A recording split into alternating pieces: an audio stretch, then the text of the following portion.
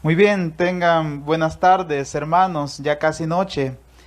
Para mí es un gusto estar con ustedes. Agradezco al Padre Leonel y a todos los hermanos y hermanas que han estado pendientes de toda esta celebración y para que todo esto se lleve a cabo y también para que nosotros podamos llegar hasta ahí donde estás tú, dado que nosotros no podemos salir, ¿verdad?, de casa, pero hoy nosotros queremos llegar a tu casa, hermano y hermana. Agradezco a todas las personas que están acompañando también.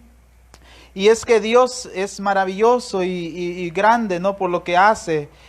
Pero quisiera yo que nos dejáramos iluminar nosotros por la palabra misma, la Sagrada Escritura, que se ha hecho carne, ¿verdad? ¿Y dónde se ha hecho carne? Bueno, en la Eucaristía que está aquí con nosotros. Jesús mismo está aquí. Vamos a leer en San Juan capítulo 6, versículo 51. Y dice la palabra de Dios de esta manera: Yo soy el pan vivo, bajado del cielo. Si uno come de este pan, vivirá para siempre, y el pan que yo le voy a dar es mi carne para la vida del mundo. Palabra del Señor, gloria a ti, Señor Jesús. Esta lectura para los que tenemos fe puede resultar sencilla, porque la fe nos ayuda a entender esto. Pero para los que no tienen fe, parece algo absurdo, ¿no?, que Jesús esté en la Eucaristía. ¿Cómo se va a quedar Dios en un pedazo de pan? Es el razonamiento, aquellos que están demasiado, ¿verdad?, con muchas ideologías, ¿verdad?, racionales o con mucha mundanidad en su cabeza, quizás no lo pueden entender. Esperan que la razón y la ciencia lo hagan. Y claro que sí, lo podemos hacer y podemos demostrar que Jesús está en la Eucaristía a través de la razón y la ciencia. Pero el presupuesto principal acá es la fe. La fe nos va a ayudar a nosotros a entender y a utilizar bien nuestra razón y nuestra ciencia para eso. El Padre Canta la Mesa va a decir algo muy hermoso, y es que hay un error al nosotros referirnos muchas veces a Jesús Eucaristía y hablamos de Él como si no estuviera presente, como si fuera un ausente, pero es que Dios está aquí, es el mismo, el Padre, el Hijo y el Espíritu Santo se encuentran en la Eucaristía. No es un Dios ausente, no es algo que pueda significar que es Dios, no es un símbolo que es Dios, es Dios que está allí presente. Si nosotros nos vamos al Antiguo Testamento, vamos a ver que allí está Dios presente y que todo lo que habla el Antiguo Testamento y también el Nuevo Testamento está figurada acá, la bendita Eucaristía.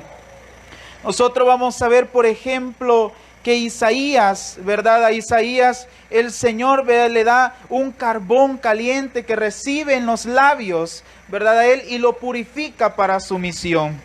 Bueno, nosotros cuando recibimos la Eucaristía, recibimos al mismo Dios, a ese Espíritu que ha venido a traer fuego a la tierra.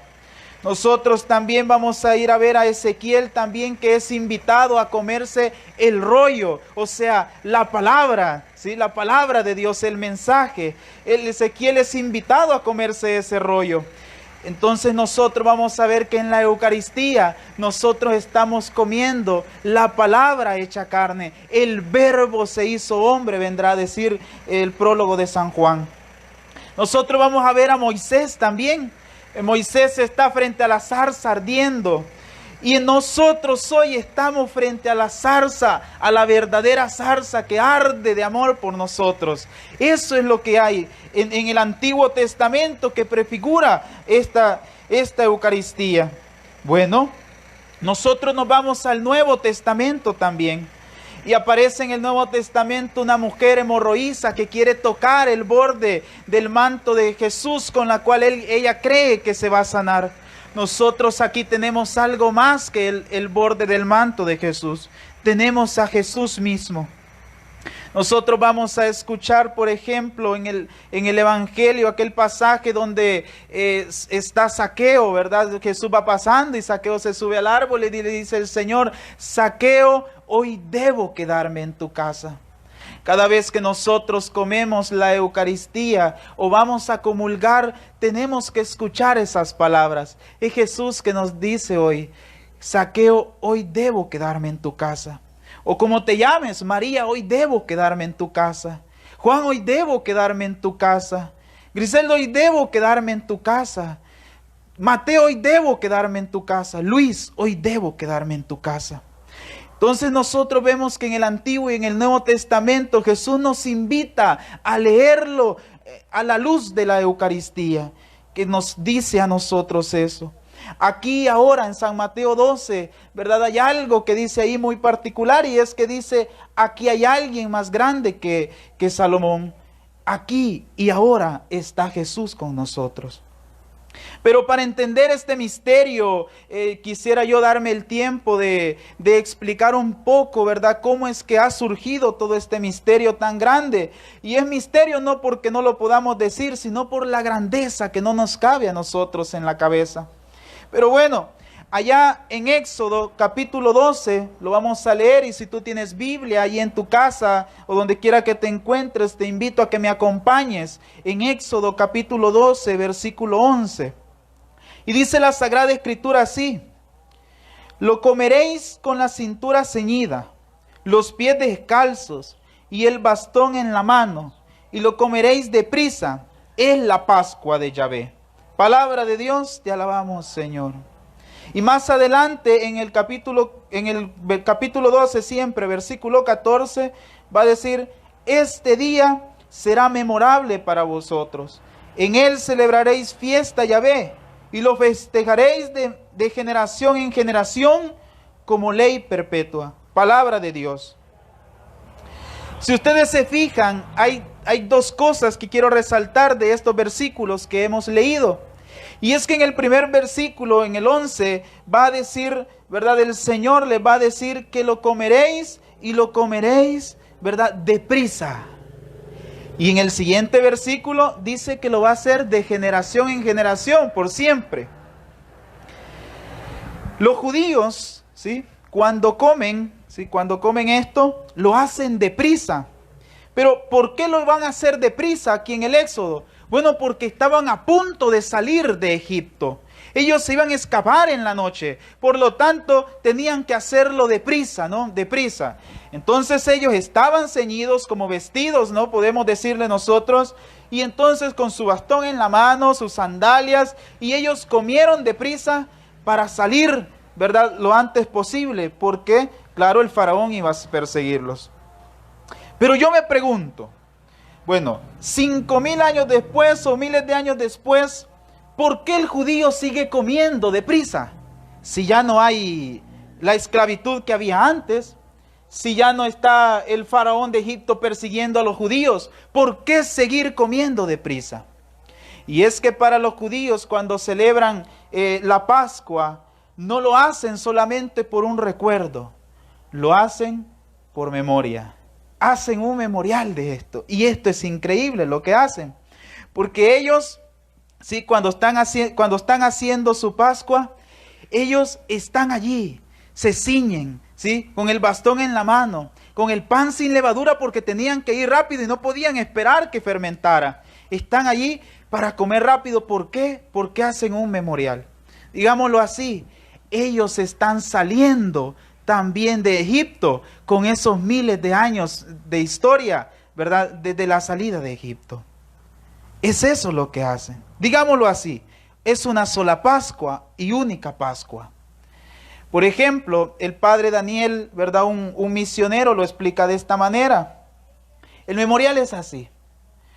Una joven, ¿sí?, una joven que va, sale con su novio, la invita a salir, van a comer, etcétera. Al regresar de su casa, vienen en el auto, ¿sí?, ponen una canción romántica, y al llegar a su casa se parquea frente a ella, y entonces entre ellos se dan un beso. La muchacha pues siente aquel nerviosismo, le sudan las manos, ella no sabe qué hacer. Pero cuando la besa, siente aquel amor por el novio. Días después, ella quizás está haciendo limpieza, quizás está lavando, quizás está haciendo otra cosa, haciendo sus tareas. Y comienza a sonar la misma canción que cuando recibió su primer beso. Ella, al recordar, se transporta a ese momento, se acuerda de cómo estaban sentados, comienza a sudar, su ritmo cardíaco comienza a acelerarse, comienzan a temblarle las manos, y de repente ella cierra los ojos y siente el beso de su novio. ¿Qué hizo ella? Ella hizo un memorial, trajo del pasado al presente ese momento, en una sola cosa. Eso es lo que hizo. Nosotros podemos ver quizás, ¿verdad?, aquellas personas que se han acercado a nosotros como otro ejemplo, en la cual nos han contado su vida y ciertas cosas tan trágicas. El padre Leonel quizás pudo haber escuchado un día en su confesión que una mujer había sido violada. Ok, entonces esta mujer, ¿verdad?, ya mayor, llega donde el padre y le va a decir, es un ejemplo, ¿no? Le va a decir: padre, he sido violada. ¿Pero cuándo fue violada? De niña. Pero cuando ella comienza a contar cómo fue violada, ella comienza a llorar y tiembla, porque trae del pasado al presente ese momento. Estos son ejemplos humanos. Pero bueno, es así como lo podemos decir nosotros. En cambio, el hermano separado, ¿verdad?, el protestante, con su jugo de uva y su galleta, solamente van a recordar lo que pasó y lo que dijo Jesús, pero no lo traen al presente, no se vive de nuevo. Y esto es lo que es la Eucaristía. Pongámosle así: nosotros celebramos la independencia, por ejemplo. En la mayoría de países la independencia se logró a base de armas, a base de matar. Entonces, cuando nosotros celebramos la independencia, no estamos con los fusiles esperando a los enemigos nosotros, volviendo a recordar ese momento. No, lo que hacemos nosotros es ver las bandas de paz. ¿Y qué más? Bueno, después de ver las bandas de paz, nos vamos a hacer una barbacoa con los amigos o con la familia. Entonces no se hizo un memorial, solamente se recordó ese momento, y algunos que ni siquiera nos dimos cuenta que de eso se trataba. Eso es lo que hace el hermano separado. Pero la Santa Misa no. La Santa Misa nosotros participamos de ella, ¿verdad?, como un solo misterio, pero real, en una sola Pascua. ¿Sí? La misma misa que se hace acá, la misma misa que hoy ha hecho el padre Leonel en honor de la Eucaristía, ¿verdad?, de la solemnidad del cuerpo y la sangre de Cristo, es la misma misa que hizo Jesús hace 2000 años atrás. Es la misma misa, ahí están los apóstoles, ahí está el abuelito y la abuelita, el papá que era muy religioso y que ya se murió. Ahí están los 2000 años de cristianos, ahí están en un solo sacrificio, en una sola misa. ¿Y cómo nosotros vamos a ver esto? Fíjense en San Juan. San Juan ve, ¿verdad?, en el Apocalipsis lo escribe, y San Juan ve ahí al Cordero inmolado. Pero ¿y cómo va a ver el Cordero inmolado si San Juan tuvo esa visión 40 años después de que Cristo fue crucificado? Es que era un solo sacrificio. Es una sola misa. Las misas que se han celebrado de aquí, de la institución de la Eucaristía hasta acá, es un solo sacrificio. No se vuelve a sacrificar de nuevo Jesús, no es otro. El hermano separado va a decir: bueno, ¿y cómo es que matan de nuevo a Jesús? ¿Y cómo es que lo van a crucificar? ¿Cómo es que va a ser otro sacrificio? No, no es otro sacrificio, no es algo nuevo, es el mismo que se hace presente. Cuando nosotros estamos en la Eucaristía, estamos frente a Jesús crucificado.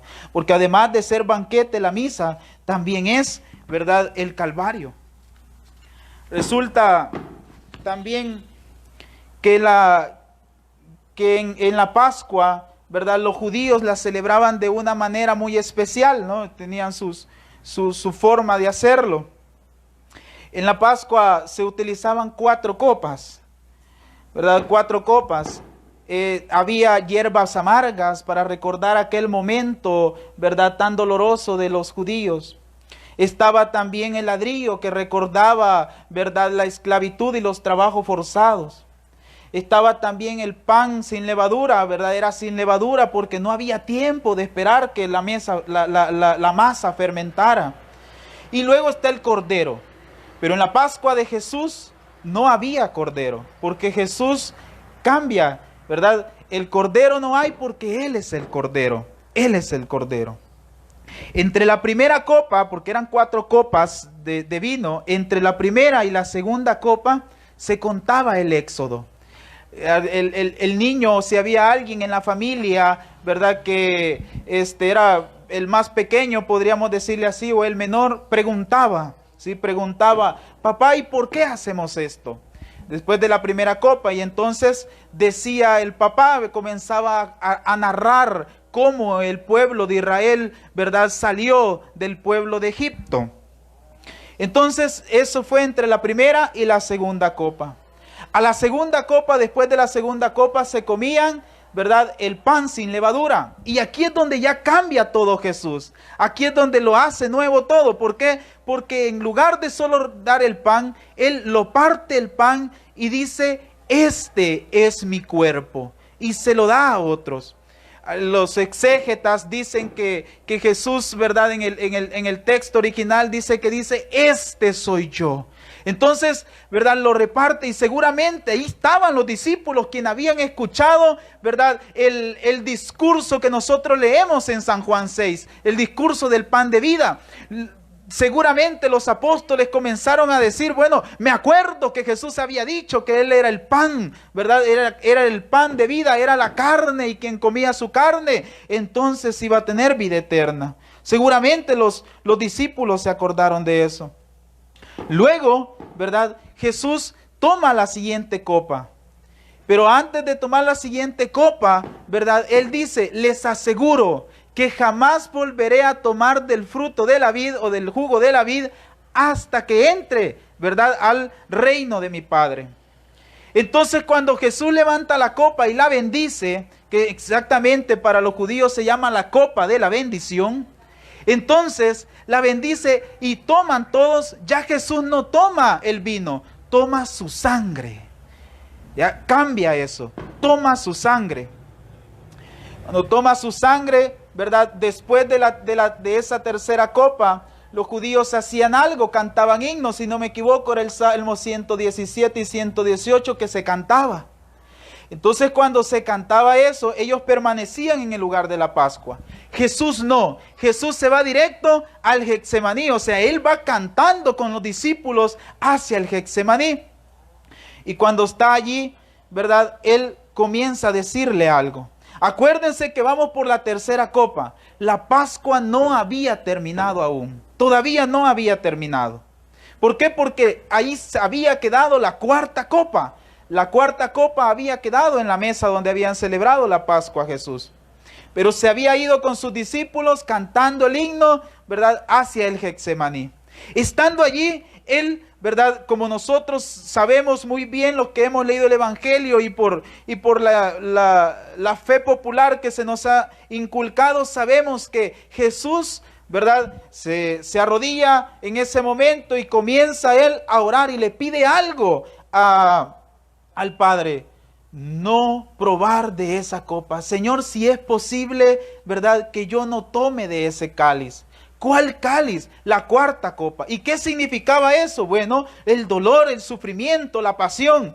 Él estaba pidiendo eso. Sin embargo, pues ya sabemos la siguiente oración de Jesús: no se haga mi voluntad sino la tuya. Luego de eso, ¿verdad?, ya saben ustedes que viene la pasión, ¿no? Y entonces en la pasión, pues lo flagelan, lo coronan, ¿verdad? Va directo hacia el Calvario, y estando crucificado allí, dice algo Jesús tan importante: tengo sed. ¿Acaso Jesús no había tenido sed antes? Si lo habían flagelado, lo habían coronado de espinas, lo habían maltratado, había ido con la cruz a cuestas hacia el Calvario, ¿no tenía sed antes? Pero él en la cruz, una de las famosas 7 palabras, dice: tengo sed. Entonces, ¿verdad?, el centurión, ¿verdad?, los guardias que estaban allí, ¿verdad?, ellos andaban un cincho acá donde se ponían el vino, ¿verdad? Ellos usualmente tomaban el vino, pero por el calor que hacía en ese momento y del cuerpo del hombre, pues el vino, ¿verdad?, es echado a perder, y entonces era vino avinagrado. La latinoamericana dice que era vinagre, pero era vino avinagrado. Y entonces lo mojan el hisopo.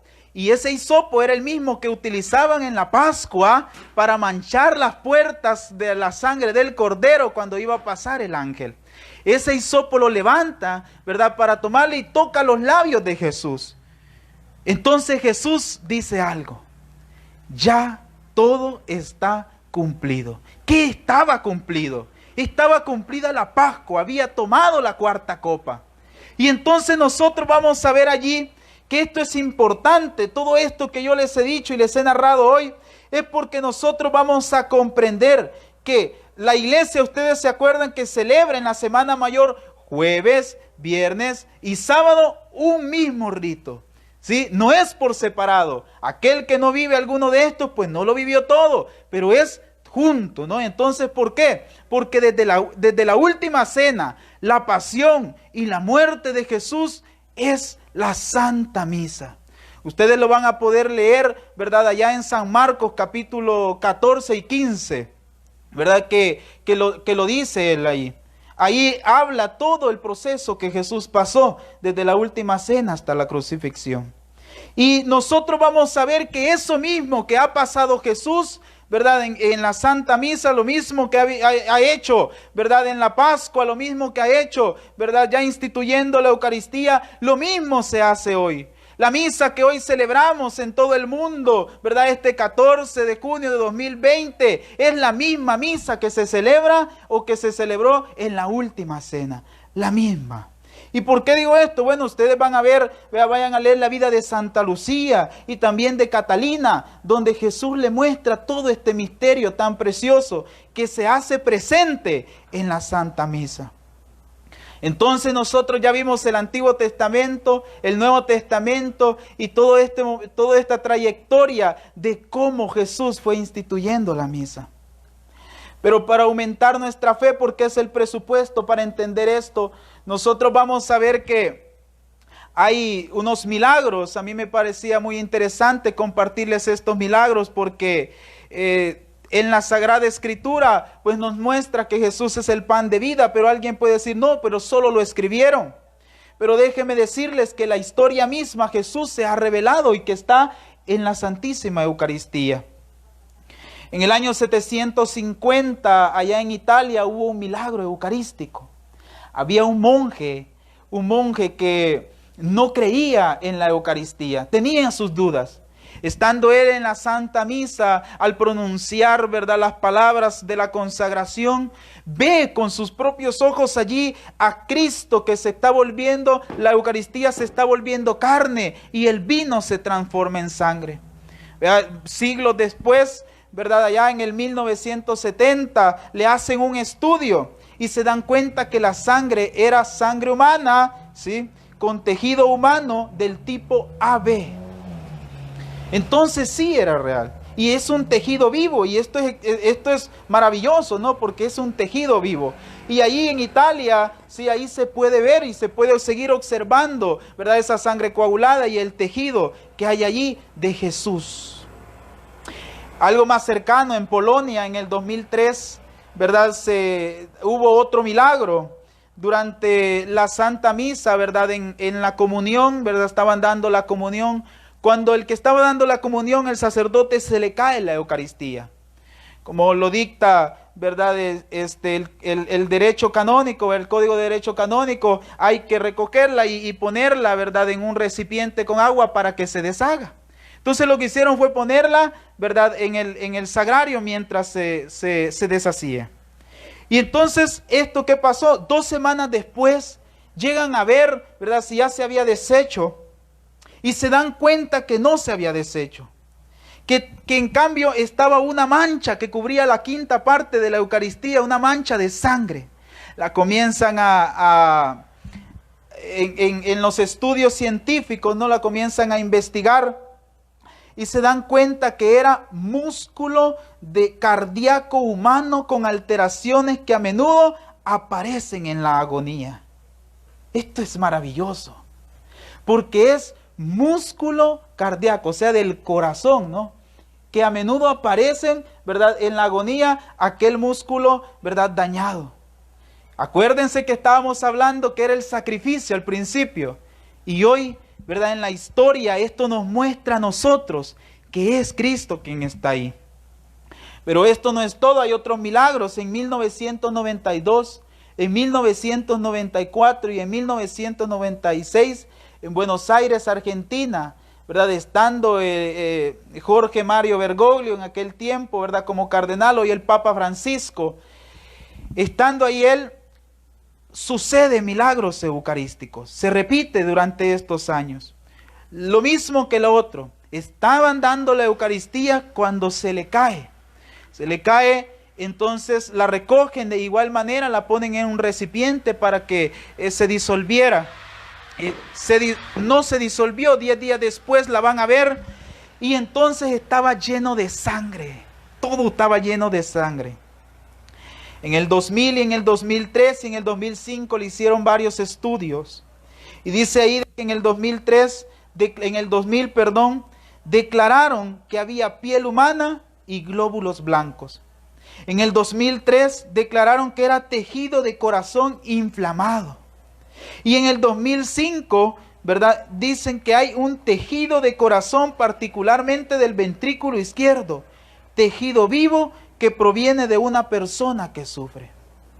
Fíjense bien, era tejido, ¿sí? Tejido del corazón y especialmente del ventrículo izquierdo. El miocardio es aquel músculo que le da vida al corazón. Es aquel músculo que le da vida, ¿verdad?, al corazón y por tanto a todo nuestro cuerpo. Y el ventrículo izquierdo es aquel que de él sale la sangre purificada. Entonces la Eucaristía, al fin de tanto, ¿verdad?, de estos milagros, la Eucaristía es el corazón de Jesús. Esto es poderoso porque es el corazón de Cristo que está presente ahí.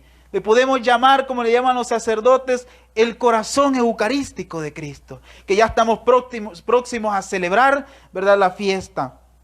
Entonces nosotros vamos a ver allí que ese corazón que da vida nos da vida a nosotros, te da vida a ti, nos da vida a toda la humanidad. Ese corazón que está ahí es aquel que nos purifica de los pecados, es aquel que cambia nuestra existencia, aquel que es renovado, que renueva nuestra vida. Nosotros vamos a ver que es el corazón de Cristo, ese es el que nos da vida. Según estos milagros es el corazón de Cristo. Y así han habido muchos milagros, ¿verdad?, a lo largo de la historia. Allá en 1673, Jesús le revela a Santa Margarita María de Alacoque que la devoción al Sagrado Corazón de Jesús. Y dice algo maravilloso que me encanta. Y dice, mi corazón está tan apasionado por los hombres. Digámoslo así, la Eucaristía está tan apasionado por ti. Dios está tan apasionado por ti. Está ardiendo de amor, le decía Jesús a Santa Margarita. El mundo necesita amor. Nosotros necesitamos amor. Los que estamos aquí, los que están escuchando, los que no están escuchando, todos necesitamos amor. El problema es que confundimos el amor. El amor es Él, Jesús, pero nosotros lo buscamos en lugares equivocados. Por ejemplo, en el mundo pues se ve el hedonismo con aquella pompa que buscamos, ¿verdad?, al cuerpo de las personas o nuestro cuerpo y que lo ponemos como Dios es cuerpo. Hoy en la actualidad, el cuerpo, ¿verdad?, es lo que desean los jóvenes y adultos también. El cuerpo es mercancía para los medios de comunicación, para vender, especialmente el cuerpo de la mujer. Y aún más si está joven y saludable. Nosotros vamos a ver muchas mujeres y hombres, ¿verdad?, buscando, ¿verdad?, que les pongan atención, que les den amor, pero a base de regalar su cuerpo, a base de esto que nosotros llamamos el hedonismo. Nosotros vamos a ver el relativismo también, donde yo puedo decir, bueno, es la vida de otros, yo no me meto con ellos, si ellos son felices, qué bueno, y todos contentos. No es amor eso. No es amor eso. ¿Por qué no es amor? Porque eso daña el mundo. Nosotros vamos a ver que eso daña el mundo. Y nosotros, las redes sociales, gracias a Dios, nos están a nosotros informando de todo lo que pasa hoy. Y nosotros vamos a ver en el mundo tanto odio, tanto miedo, tantas cosas, y nos vamos a dar cuenta que allí se refleja la falta de amor. El mundo necesita de amor, porque el mundo está dolido, está con dolor. Nosotros vamos a ver que la pandemia, ¿verdad?, ha provocado dolor. Las lluvias que recibimos aquí en otros países ha provocado dolor. Nosotros vamos a ver que la pobreza ha provocado dolor. Nosotros vamos a ver que la indiferencia de los políticos y de todas aquellas personas que están a su alrededor ha provocado dolor. Nosotros vamos a ver que las protestas violentas que han habido en los diferentes países ha provocado dolor. La delincuencia, el vandalismo, la misma muerte ha provocado dolor. Pero alguien puede preguntarse, ¿dónde está Dios en todo esto? ¿Dónde está Dios que permite que los buenos sufran? ¿Dónde está Dios que permite tantas cosas malas? ¿Dónde está Dios que suceden tantas cosas? Bueno, a tus diversas preguntas, yo con una sola respuesta te puedo contestar. Está aquí, en la Eucaristía. Es ese Dios que necesitamos. Es el Dios de la Eucaristía, es el Dios ardiente de amor para sanar tu vida, para transformar tu vida, para cambiar tu vida, para hacer milagros en tu vida. Es que Él no se ha quedado simplemente por quedarse, se ha quedado por amor a ti. Por amor a ti, es un amor particular, no es un amor que general, no, te ama a ti, tú que estás allí viendo, tú que estás en el sillón, que estás acostado, que estás escuchando, que estás cocinando, a ti te ama y quiere cambiar tu vida. Eso es lo que hace la Eucaristía. Quiero decirles un par de testimonios para ir terminando. Y es que me acuerdo de un testimonio poderoso que hubo acá frente a la Santísima y Bendita Eucaristía en una hora santa. Estando en la hora santa, ¿verdad?, estábamos adorando a Dios, glorificando a Dios, bendiciendo a Dios, ¿verdad?, con cantos, con alabanza, con el ministerio. Era poderoso, ¿no? Y entonces la Eucaristía estaba allá. Cuando de repente la hermana, una hermana nuestra, estaba en silla de ruedas y ella estaba frente a la Eucaristía.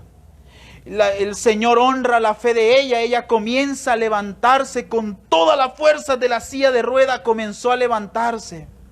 Comienza a levantarse y era como escuchar aquel pasaje, ¿no?, de cuando Pedro levanta al paralítico, que le dice: no tengo oro ni plata, pero lo que tengo te lo doy en el nombre de Jesús, levántate. Y levantándolo, ¿verdad?, pone de pie, toma fuerzas, ¿verdad?, y comienza a alabar a Dios en el templo. Pues lo mismo pasó. Estaba frente a Cristo, aquel mismo que hizo milagros, ¿verdad?, que nosotros leemos en los evangelios. Estaba frente a Cristo y aquí, hermana, comienza a levantarse y después comienza a alabar a Dios.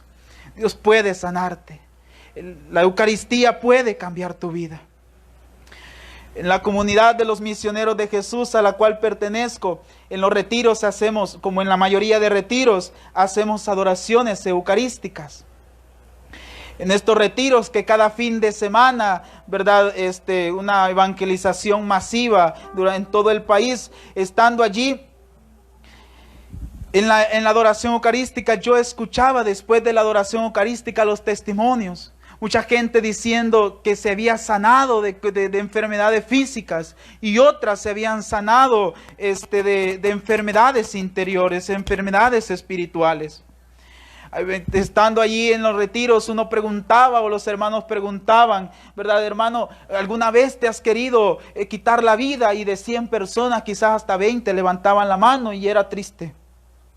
Pero luego de la Eucaristía, luego de la adoración eucarística, ellos comienzan, ¿verdad?, a retomar su vida y ellos dan testimonios que yo no sabía que alguien me amaba. Específicamente, antes que comenzara la cuarentena, ¿verdad?, fui a un retiro.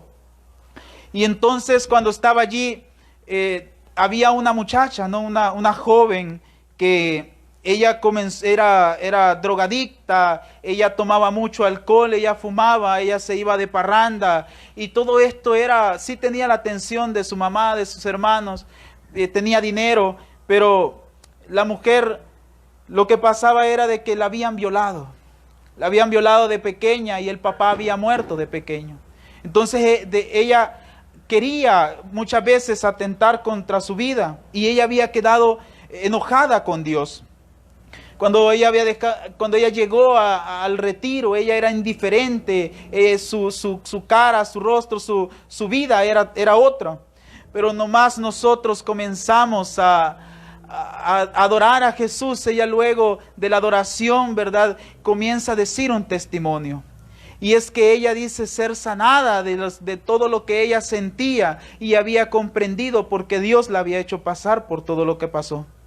Y comprendió que alguien la amaba y ese alguien era Cristo. El mundo sufre por lo que quieran, pero el mundo sufre. Pero sufre más porque no ha comprendido que hay alguien que lo ama. Todo lo que nosotros necesitamos es el amor, pero no un amor pasajero. Es el amor de Jesús, del corazón ardiente que está allí en la Eucaristía por nosotros. Cristo puede cambiar tu vida. No sé lo que está pasando, pero Dios sabe lo que está sucediendo allí en tu familia, allí en tu vida, allí en tu casa, allí en la intimidad, lo que no puedes contarle a nadie.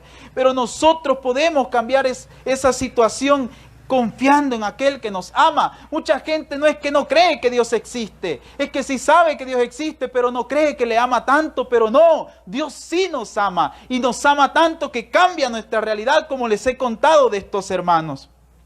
Yo mismo ayer estuve orando y contándole mis sentimientos al Señor, ¿verdad?, cómo yo estaba. Y cuando me desperté en esta mañana, me desperté rejuvenecido, me desperté con una nueva visión, una nueva manera de ver la vida, una nueva manera de ver a mis hermanos, queriendo otra vez, soñando, otra vez levantando la cabeza con esperanzas. ¿Cuánto la has perdido? Y también, hermanos y hermanas, ¿verdad?, quizás he dicho muchas cosas, pero lo que le pido a Dios en esta noche es que nos alcance el don de la fe para nosotros poder creer en ese Dios tan maravilloso que nos ama y está en la Eucaristía. Dios puede sanar tu corazón. Dios puede sanar tu vida. Dios puede sanar tu familia. Dios puede sanar este país. Dios puede sanar el mundo, la tierra. Vamos a pedirle al Señor en este momento que nos cambie. Yo quisiera que tú que estás allí, ¿verdad?, en ese momento, tal vez te